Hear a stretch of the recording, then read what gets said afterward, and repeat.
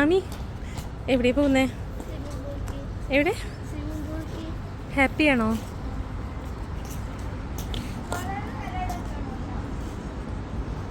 ഏ?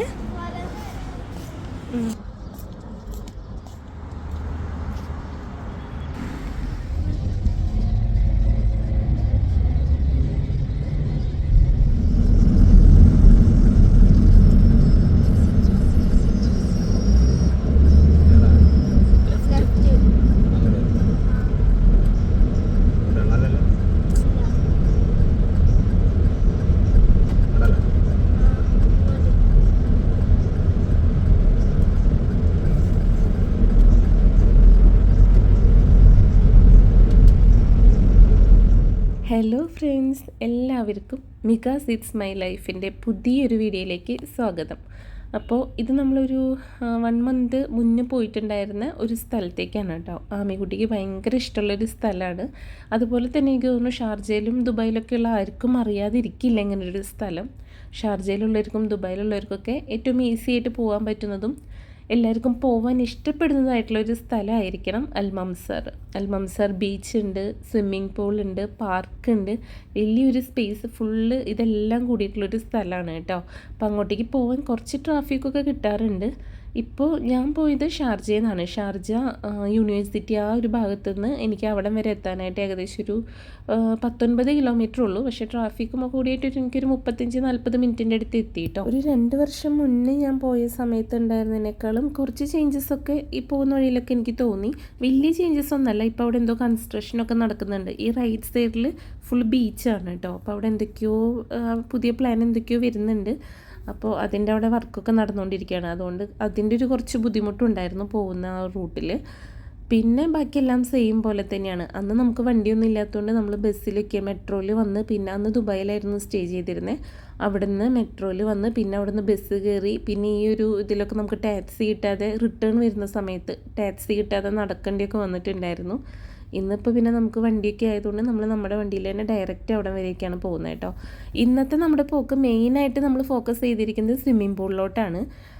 അപ്പോൾ പോകുന്നതിന് മുന്നേ എനിക്കറിയായിരുന്നു സ്വിമ്മിംഗ് പൂളിൻ്റെ അവിടെ ഒരു പാർക്കിംഗ് ഉണ്ട്. പക്ഷേ അവിടെ ഒരു 30 ദിർഹം നമ്മൾ പാർക്കിങ്ങിന് മാത്രം കൊടുക്കണം, പിന്നെ എൻട്രിങ് ഫീസ് വേറെയും.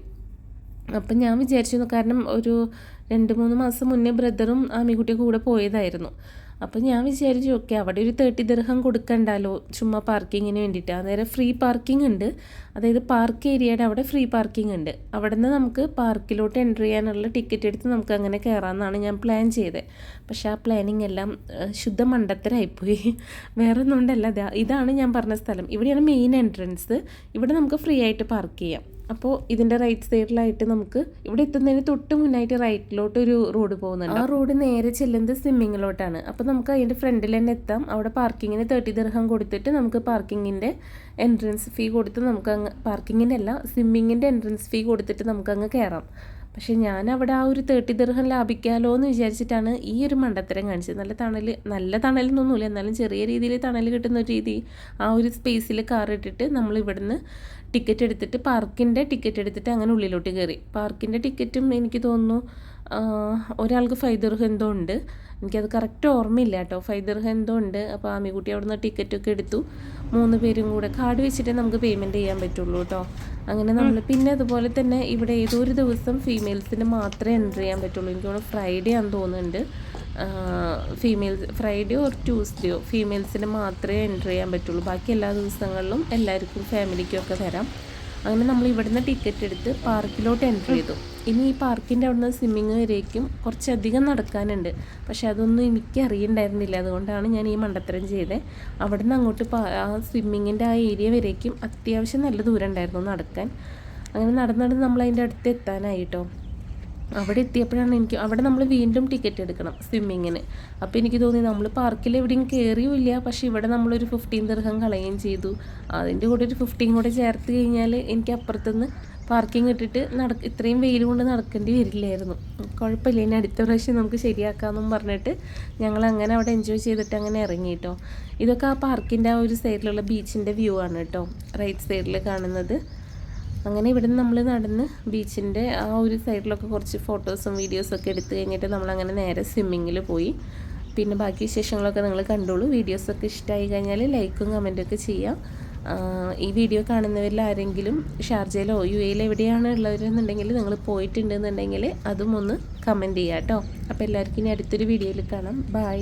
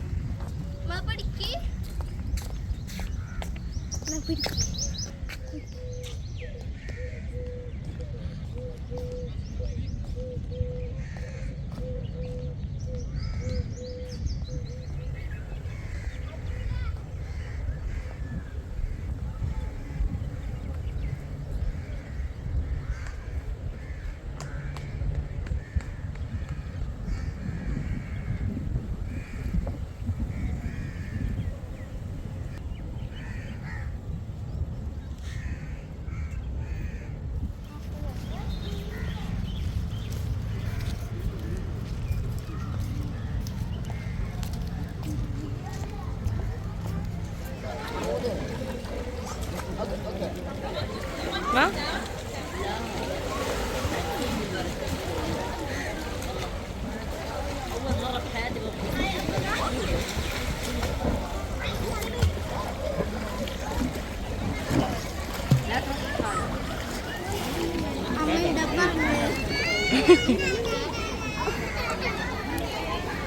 നല്ല സുഖം.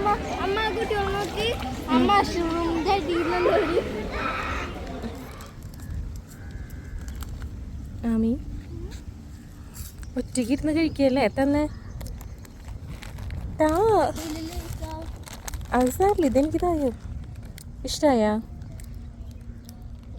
എന്താണ് ഇഷ്ടമായ സ്വിമ്മിംഗ് പൂളിൽ വന്നിട്ട്? ഇനി വരണോ? എന്നാ പിന്നെ എന്നും ഇങ്ങോട്ട് വന്നാലോ? ഇഷ്ടല്ലേ? അയ്യടാ, നല്ല സുഖമുണ്ടല്ലേ അമ്മ ഇവിടെ ഇരിക്കുക? നല്ല കാറ്റൊക്കെ ഉണ്ട് അല്ലേ?